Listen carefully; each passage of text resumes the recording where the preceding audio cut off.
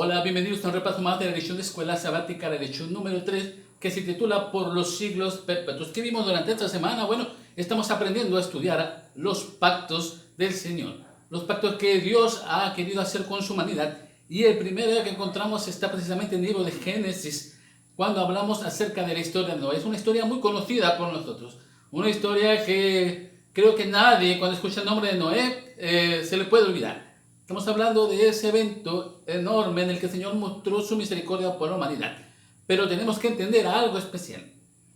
El Señor, todas las historias que nos muestra en su palabra, tienen una línea hacia la cual puede mostrar precisamente su carácter y su misericordia. En el caso de la historia de Noé nos muestra todavía cosas más personales acerca de Dios. Y esto es lo que queremos entender durante esta semana porque es muy importante para nuestra vida personal. Así que por favor acompáñenme al primer versículo que lo encontramos en Génesis capítulo 6 versículo 5. Dice: y vio Jehová que la maldad de los hombres era mucho en la tierra y que todo designio de los pensamientos del corazón de ellos era de continuo solamente al mal.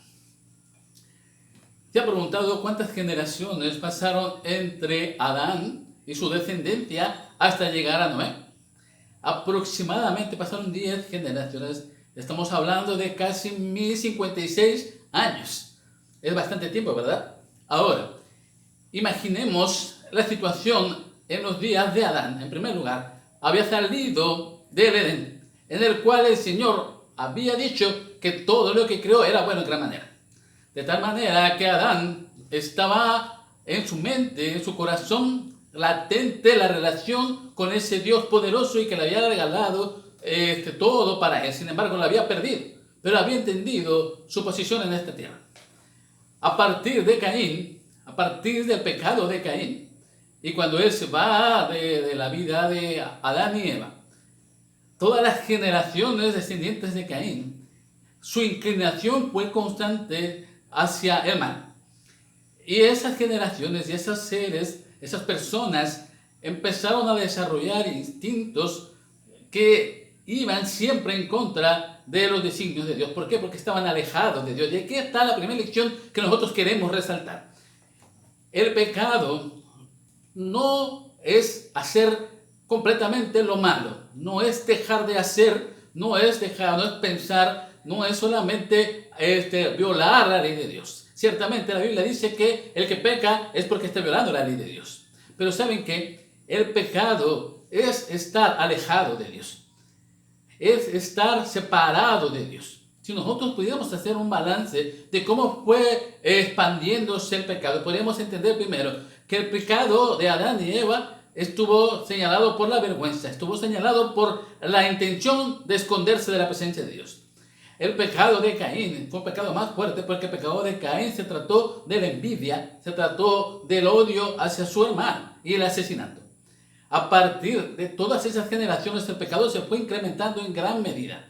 ¿Por qué? Porque todas estas generaciones estuvieron separados de Dios, estuvieron separados de la enseñanza que Adán traía y que podía haberle compartido con ellos, que solamente el pequeño grupo en el cual se desarrolló su familia y que permanecieron fieles a Dios pudieron entender a partir de Set y toda su descendencia.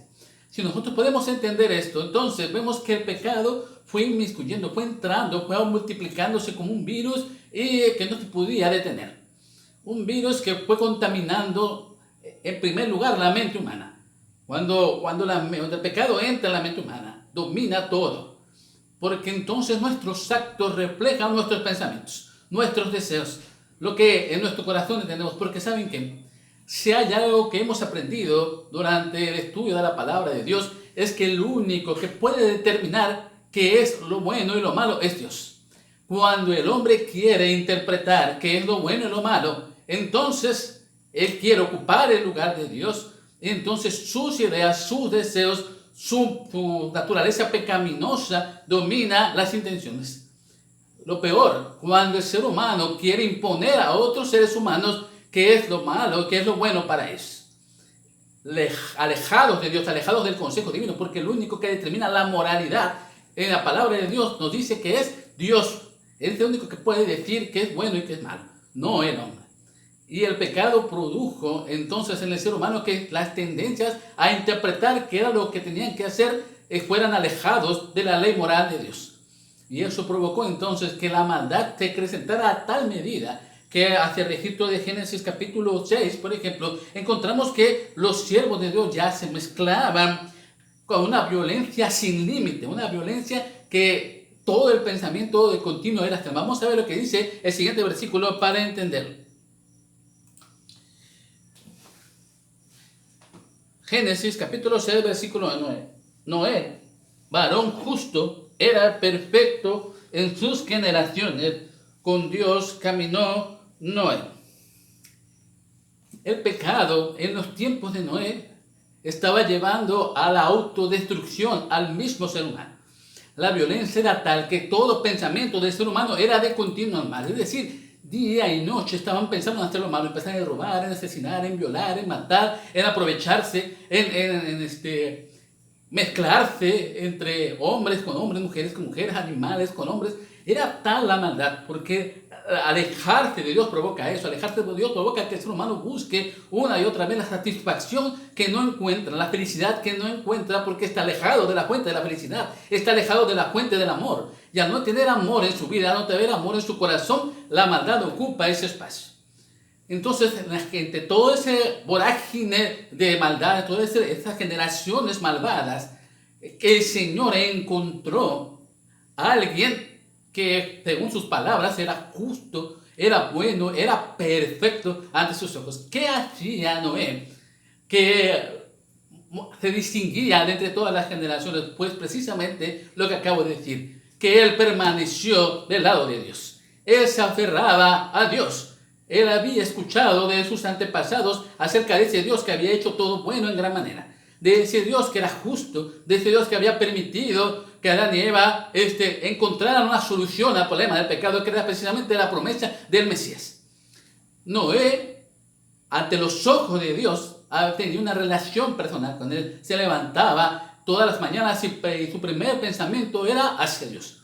Las intenciones con las que él hablaba eran para agradar a Dios. La relación que tenía con su esposa, con sus hijos, era acorde con los designios de Dios. La relación con sus semejantes, a pesar de que eran malos, a pesar de que lo engañaban, a pesar de que quizás lo golpeaban algunos, lo violentaban, sus pensamientos eran para que Dios interviniera por ellos. Qué bonito es vivir de esta manera. ¿Por qué? Porque cuando estás aferrado a Dios, cuando tu relación con Dios es verdadera, entonces tus pensamientos dominan todo lo que haces. Entonces todo lo que muestras es precisamente esa imagen que Dios quiere que reflejes. Eso es lo que sucedía con Noé. Él estaba mostrando esa relación con Dios. Por eso es tan importante en estos tiempos malvados como los tiempos de Noé, según en Mateo 24, que nosotros podamos aferrarnos a Dios. Podamos mostrar en nuestro carácter, en nuestros pensamientos, el carácter de Dios, para que así vamos a distinguir y vamos a dar una luz que va a traer. Noé era un varón justo, dice la palabra de Dios. No estaba alejado de las tentaciones, porque eso es algo que hay que entender. Noé, como nosotros, también era un pecador y también tuvo tentaciones y quizás tuvo flaqueza. Lo vemos, por ejemplo, cuando en un relato más adelante, después del diluvio, él se emborracha. No quiere decir que Noé nunca se equivocara. No quiere decir que Noé nunca tuviera un mal pensamiento, que nunca tuviera una mala palabra. Quería decir que se daba cuenta de que lo que había hecho estaba mal y entonces regresaba a esa relación porque él sentía que se había separado de esta fuente de amor y de felicidad que le provocaba estar bien. Y al separarse, entonces provocaba que él tuviera tendencias hacia lo malo. Así que Noé constantemente buscaba humillarse ante Dios para decirle que pudiera intervenir en su vida. Y por gracia Dios seguía abrazando a Noé. Por eso es que se distinguió. La pregunta que podemos hacerte para ti en esta mañana es, ¿tú también te distingues de esa manera? Tú también tienes esa característica de estar siempre aferrándote a Dios, buscándolo constantemente, haciendo su voluntad. Si eso es así, entonces, así como Noé, tú también eres ante Dios justo y perfecto. Y esto es bonito, que Dios pueda decir de ti, mi hijo de la iglesia es justo y perfecto. Mi hijo que está aquí hablando al Señor es justo y perfecto. Qué hermoso es. El arca de Noé, entonces, para nosotros tiene un significado especial. Significa que Dios todavía tiene hombres justos y perfectos en este mundo. Ya no tenemos un arca de madera, ahora tenemos una cruz que la cual representa la gracia de Dios, porque ese es el principio que encontramos con respecto al pacto de Dios con su humanidad. Vamos rápidamente a la siguiente declaración de This Day With God, el 14 de agosto. La combinación de la fe y las obras de Noé condenó al mundo. No solo predicó la verdad presente apropiada para su época, sino que puso en práctica cada sermón que pronunció. Aunque nunca hubiera elevado su voz para formular sus amonestaciones, sus obras, su carácter santo en medio de los corruptos e impíos, habrían sido sermones condenatorios para los incrédulos y disolutos de aquella época. Soportó con paciencia y humildad semejante a la de Cristo las provocaciones, los insultos, las burlas y los escarnios. A menudo se escuchaba su voz elevada a Dios en oración, pidiendo su poder y ayuda a fin de poder cumplir todos los mandamientos de Dios. Este era un poder condenador para los incrédulos. Elena K. White dice que el carácter de Noé fue el que condenó al mundo, precisamente porque ese contraste entre seguir a Dios, este contraste entre lo bueno que es Dios y lo malo que es estar alejado de Dios, es lo que determina en un momento dado el destino de las personas. Así que si tú quieres ser como Noé, tienes que estar aferrado a Dios, tienes que permanecer en Él. Sí que es difícil, porque así como Noé estaba rodeado de incredulidad, estaba rodeado de burlas. Ser cristiano en estos tiempos, ser cristiano verdadero, ¿ok? Tenemos que hacer una gran distinción. Podemos llamarnos cristianos y querer andar por el mundo con la etiqueta de cristianos. Pero ser cristiano significa seguir a Cristo, significa reflejar a Cristo, significa andar con Cristo y tratar de pensar y hacer lo que Él me manda. No es lo que yo quiera moldar a Cristo a lo que yo quiero hacer. Y tenemos a Cristo como una figura solamente, como un monumento a lo que quisiéramos llegar a ser, pero que lo amoldamos a nuestros pensamientos. No, Cristo tiene que ser una realidad en mi vida, Él tiene que morar en mí, para que yo pueda entonces ya no sea yo, sino que Cristo more en mí. ¿Ok? Entonces el verdadero cristiano está rodeado de burlas. El verdadero guardador del día de reposo, el verdadero hombre que quiere seguir los mandamientos de Dios, está rodeado de burlas, está rodeado de problemas y dificultades. Eso es algo real. Porque al mundo, cuando ve el contraste entre lo malo que son ellos y lo bueno que puede llegar a uno ser aferrados a su palabra, aferrados a Cristo, entonces hace que haya ese roce, haya ese escarnio por ese gran contraste entre el carácter cristiano.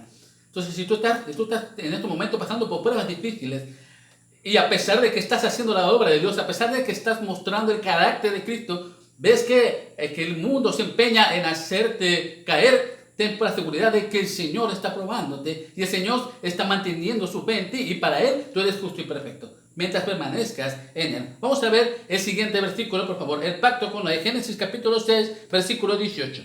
Mas estableceré mi pacto contigo y entrarás en el arca tú, tus hijos, tu mujer y las mujeres de tus hijos contigo. Aquí encontramos entonces los elementos del pacto. El segundo elemento. El primer elemento, ¿cuál era? Dios interviene por su humanidad. Dice, voy a destruir esta tierra, pero dentro de esta tierra hay personas que voy a establecer un pacto con ellos. Hay personas que son distintas, a las cuales yo buscaré y las llamaré para que se unan a mí. Noé pudo haber decidido no hacerle caso a Dios. Noé pudo haber decidido, ¿sabes qué? No voy a construir el arca. Es más, pudo haber pensado en empezar a construir el arca y de un momento dado arrepentirse. Sin embargo, el Señor creía en su humanidad y de gracia decía, no puedo destruir completamente, todavía voy a darle la oportunidad de que se salven. Y entonces se encontró a Noé para establecer ese pacto especial. ¿Cuál era la condición que Noé tenía que cumplir en el pacto? Pues es precisamente obedecer a Dios por fe. Porque, a ver, entendamos esto, hermanos, durante 1000 años en los cuales se había desarrollado todas estas generaciones desde Adán, es más, desde Adán siquiera, no había llovido en la tierra. Lo que sustentaba a las plantas era un rocío que aparecía todas las mañanas y humedecía la tierra para que las plantas pudieran florecer y se mantuviera un ambiente cálido. Entonces nunca había llovido, así que desde que Noé dijera a las personas, va a haber una lluvia torrencial que se va a convertir en un diluvio universal y va a destruir. Cuando las personas escuchaban este mensaje, era locura. Para las personas creer que ocurriría una destrucción del mundo era imposible. ¿Por qué? Pues en primer lugar, porque no conocían a Dios, estaban alejados de Dios. Al estar alejados de Dios no pueden escuchar su voz. Es tan diminuto el tono de voz de Dios para ellos que no lo escuchan. Y lo segundo, las condiciones naturales no se prestaban para que lloviera porque no había ningún indicio, un antecedente, alguna prueba científica que pudiera llover. Qué increíble es cuando el ser humano se mantiene alejado de Dios. Sus pensamientos lo obligan a creer que Dios no puede intervenir. Noé sabía, porque tenía una relación con Dios, que él iba a cumplir su promesa. Así que él preparó su familia en primer lugar. Preparó a su esposa y le dijo: Señor, me ha hablado, tenemos que hacer esto. Su esposa quizás incrédula un poco, pero al ver a que Noé empezaba a cortar la madera, empezaba a clavarla, entonces empezó a creer también. Sus hijos que lo ayudaron crecieron creyendo en este mensaje, escuchaban la palabra de Noé, escuchaban las promesas de Dios y creyeron. Ellos buscaron también formar a su familia y a sus esposas también las inmiscuyeron de este mismo mensaje. Qué bonito es como la palabra de Dios, cuando es firme, cuando entra en los corazones de las personas, se expande de esa manera. Sin embargo, la mayoría de las personas a las cuales el Señor estaba también invitando a aceptar el arca de Noé para entrar y salvarse, no escucharon ese mensaje. El Espíritu de Profecía dice que quizás algunos de los carpinteros que Noé contrató aceptaron el mensaje, pero pasaron tantos años, más de 100 años, en los cuales pues quizás murieron y no pudieron entrar al arca, pero también habían escuchado. Yo creo que muchos de los mensajes que Noé llevaba, muchos de los sermones que Noé predicaba acerca del diluvio, tuvieron efecto en algunas personas que desgraciadamente no llegaron a estar vivas. En el tiempo en que Noé tuvo que entrar al arca ya porque el diluvio iba a caer, ninguna persona de las que había escuchado aceptó el mensaje, ninguna. Qué triste es que a pesar de que el Señor había manifestado su poder y había dicho que Él iba a salvar a la humanidad con solamente entrar al arca, muchos no quisieron hacer, no quisieron cruzar, no sé cuántos metros podían distinguir la rampa hacia el arca, unos 10 metros, caminar solamente 10 metros para encontrar la salvación, para encontrar la vida, porque lo que iba a pasar en estos momentos era la muerte para el ser humano. Qué increíble es cuando nosotros entendemos esta forma de predicar, esta forma en que el Señor establece su pacto con la humanidad. El Señor quería salvar a la humanidad, había encontrado un mensajero, un pregonero de la justicia según el Nuevo Testamento. Sin embargo, el ser humano cerró su oído. Los antediluvianos cerraron su pensamiento porque no creían en la palabra de Dios, no creían en el mensaje de advertencia. ¿No te llama la atención este mensaje también a ti? En estos momentos una iglesia está predicando un mensaje sumamente parecido. Un mensaje que rompe las barreras de la física, que rompe las barreras de las leyes naturales, que rompe toda la experiencia que pueda haber existido antes. Un mensaje que dice que Cristo viene pronto, que este mundo será destruido no por agua, por fuego. Es imposible, dice el ser humano, es imposible, eso los científicos, porque nunca ha llovido fuego de esa manera. Es imposible porque en otras generaciones no ha pasado eso. Es imposible porque hay tantos dioses que incluso el ser humano dice que yo puedo crear mi propio Dios. ¿Por qué? Porque la humanidad se ha alejado tanto de Dios que no cree, como en los tiempos de Noé, este mensaje de amonestación. Sin embargo, el Señor cumplió su promesa. El Señor usó a Noé como un remanente. Vamos a ver lo que dice, por favor, el siguiente versículo. Génesis capítulo 9, versículo 3. Mi arco he puesto en las nubes, el cual será por señal del pacto entre mí y la tierra. Cuando Dios cumple su parte del pacto, cuando Dios, en el primer pacto que estableció con Noé, cumple su promesa al traer la destrucción a la tierra y al mantener a salvo a Noé y a su familia dentro del arca, cuando el Señor cumple, entonces ese mensaje que el ser humano no quiso aceptar se convierte en una realidad. Se convierte en que el Señor es real, que lo que Él ha dicho se cumple, que lo que Él manda a sus siervos a predicar no es locura, no es mentira. Si el Señor en estos momentos tiene un remanente, un pequeño grupo de personas que están predicando como en los tiempos de Noé, que va a hacer un cataclismo mundial, se acerca la destrucción de esta tierra, la destrucción de todo lo que conocemos, la restauración de todo lo que está por fuego, porque dice el libro de Apocalipsis que eso va a suceder, que esta tierra va a ser destruida por fuego. Si hay un grupo de remanente, un grupo de personas justas, santas, perfectas, que están predicando este mensaje, y el ser humano no lo quiere aceptar, nosotros Lo único que nos toca es confiar en las promesas de Dios. En el versículo que vamos a leer encontramos una parte importante del carácter de Dios. El primer pacto, el que estableció con Noé, tenía un requisito: que Noé entrara en el arca. Él y su familia, y fueron salvos. Cumplieron su parte del pacto. Ahora Dios hace un pacto un poco distinto. Ahora Dios dice: voy a poner un arco iris, como el que vemos aquí. Voy a poner un arco iris. Y ese arco iris va a señalar mi misericordia por la humanidad, de que jamás volveré a destruir esta tierra con agua. Qué increíble que Dios quisiera establecer un pacto con su humanidad, con los seres creados también. Porque hay que entender, las generaciones posteriores a Noé, que escucharan acerca de lo que Dios había hecho con los antediluvianos, de la destrucción que se había provocado a causa de la maldad, cuando vieran una nube, porque ahora la lluvia va a ser un permanente en el mundo. Antes no existía, pero después del diluvio empezó a existir de manera más constante. Y obviamente iba a haber grandes lluvias y grandes inundaciones, pero no al nivel de lo que sucedió en el diluvio universal. Entonces la gente se iba a espantar y iba a decir: Dios vuelve a destruir la humanidad. Pero entonces el arco iris iba a aparecer.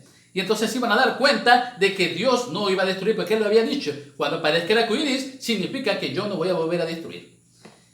Platicando esta semana, nos encontramos con que el arco iris en estos momentos, en esta generación en la que nos toca vivir, se ha tergiversado su función. Y quizás a veces pienso para decir estas cosas, pero no puedo tener un arco iris ya como un símbolo del amor de Dios, el símbolo de la misericordia y de la gracia de Dios por su humanidad. Porque en estos momentos el arco iris en el mundo está usado como un símbolo de maldad, como un símbolo de un grupo de personas que viven en el pecado. Qué triste es que la humanidad se aleje tanto de Dios que incluso sus símbolos preciosos se han tergiversado hacia lo malo. Sin embargo, yo sí puedo decir, porque conozco la palabra de Dios, que este arco iris significa el perdón de Dios, significa el amor de Dios, significa la misericordia de Dios. Que Dios no me pide nada, solamente me deja el arco iris y yo acepto ese perdón, yo acepto esa protección de que jamás este mundo será destruido nuevamente de esa manera. Qué hermoso es entender este mensaje. Fíjense lo que dice el siguiente versículo. Génesis capítulo 7, versículo 23. Así fue destruido todo ser que vivía sobre la faz de la tierra, y quedó solamente Noé y los que estaban en el arca. El verbo quedar en este versículo está íntimamente ligado con el remanente. Y cuando hablamos de un remanente, para los cristianos, los verdaderos cristianos, hablar de un remanente es un símbolo de perfección. Y creo que entendamos un poquito este concepto. Si nosotros decimos que hay una iglesia en el tiempo del fin, porque Mateo 24 mencionaba que cuando Cristo venga, será las condiciones del mundo como en los tiempos de Noé. Yo creo que no tenemos más que voltear a ver un poco a nuestro alrededor y nos daremos cuenta que los tiempos de Noé ya están aquí. Entonces la venida de Cristo es inminente. Pero dice que en los tiempos de Noé, él fue el remanente, él fue el pequeño grupo que Dios salvó y que tuvo que mandar este mensaje de salvación. En los tiempos del fin, solamente hay un grupo pequeño, solamente hay una iglesia que está predicando acerca de la inminente venida de Cristo Jesús. Está hablando acerca de que es necesario que te entregues a Él, que aceptes sus mandamientos, que vivas bajo sus preceptos y que tu carácter se refleje la imagen de Dios. Solamente hay una iglesia. Y esa iglesia que predica ese mensaje no es popular, no es la más cotizada, no es la que tiene más miembros, no es la que tiene más iglesias en el mundo, no es. ¿Por qué? Porque llevar este mensaje de salvación implica en primer lugar que te arrepientas y que te alejes del pecado y te acerques a Dios. Y acercarte a Dios es contrastar tu pecaminosidad y reconocer que necesitas estar al lado de Dios. Y eso es lo que el mundo no quiere. El mundo prefiere vivir un cristianismo light, un cristianismo superficial, un cristianismo en el que yo me siento bien y es suficiente con que yo me sienta bien. Y no con obedecer a Dios, y no con seguir a Dios. Y cuando nosotros le digamos que tú necesitas entregarte a Dios, arrepentirte de tu pecado y cambiar, entonces tú no quieres venir a mi iglesia, tú no quieres venir a aceptar este mensaje, no quieres venir a entablar esta relación, porque contrasta con tu naturaleza, contrasta con lo que tú quieres hacer. Entonces, cuando hay algunos valientes que rompen la barrera de esos prejuicios del mundo y entonces deciden seguir la voz de Dios, esas personas se inscriben en ese grupo pequeño de remanente que de ir a la patria celestial. La pregunta es, en estos momentos, háztela tú mismo. ¿Tú eres parte de ese remanente? ¿Tú ya estás predicando este mensaje con poder? ¿Estás realmente sintiendo una transformación en tu vida? Una transformación tal que pueda decir Dios de ti que eres justo y perfecto como lo fue su hijo Noé. Si es así, a la voz del Señor, estás en el grupo que tiene el éxito asegurado, que tiene el pase seguro para la gracia, para la salvación de sus pecados. Si no es así, estás a tiempo todavía, porque la gracia de Dios se ha extendido todavía un poco más. Él no quiere que nadie perezca, sino que todos procedan al arrepentimiento. Él es parte entonces de ese pacto. Fíjense lo que dice: alza tus ojos el 15 de marzo. Ahora como entonces, antes del diluvio, antes de la gran destrucción del mundo, por medio del fuego, se ha concedido un periodo de prueba y de gracia. Se da a los hombres la oportunidad de mostrar si serán o no leales a Dios. Como testigos de Dios, tenemos un mensaje que llevar a todo el mundo. El Señor tiene muchos hijos que nunca escucharon la verdad para este tiempo. Los siervos de Dios deben de darles la advertencia final. El Señor quiere seguir estableciendo un pacto contigo. El Señor te está invitando no porque tengas méritos tú, sino porque los méritos son de Cristo. Porque Él ya murió por ti y Él quiere que ese sacrificio no sea en vano. Él quiere que tú puedas entender que su sangre derramada puede limpiar tu pecado, puede cambiar tu vida. Pero lo primero que tienes que hacer es querer aceptarlo, querer entablar una relación con Él. Y esto es precisamente lo que la historia de Noé nos enseñó. Nos mostró la gracia de Dios a través de invitación a subir al arca. Mostró a un grupo pequeño que aceptó ese mensaje, predicó, pero también entendió la oportunidad que se había presentado para salvarse. Y después el Señor mostró su misericordia al dejar ese arcoíris como un recordatorio perpetuo de su amor. En estos momentos el Señor te está invitando también a aceptar ese pacto. ¿Lo vas a hacer? ¿Quieres empezar a tener esa experiencia personal con Cristo? Aún estás a tiempo. El Señor todavía tiene su misericordia contigo y esperamos que te conceda vida para conocerlo a Él. Vamos a orar para terminar nuestro estudio de esta mañana. Querido Dios, gracias te damos por la oportunidad que nos diste de poder estudiar tu lección. Gracias porque en los tiempos de Noé pudimos encontrar todavía personas perfectas y justas que aceptaran tu mensaje y predicaran tu verdad. Mateo 24 dice en las palabras de Jesús que en los tiempos de Noé, en los tiempos del fin, serán como en los tiempos de Noé. Queremos creer que estamos ya en los tiempos de Noé, en lo que la maldad del mundo es tal que es necesaria la intervención divina. Por favor, que este grupo pequeño de remanentes de Dios se convierta en un grupo un poquito más amplio con la misericordia de tu amor y que estas personas acepten este desafío. Te lo pedimos en Jesús. Amén. Bendiciones a cada uno de ustedes. Que tengan un muy feliz sábado.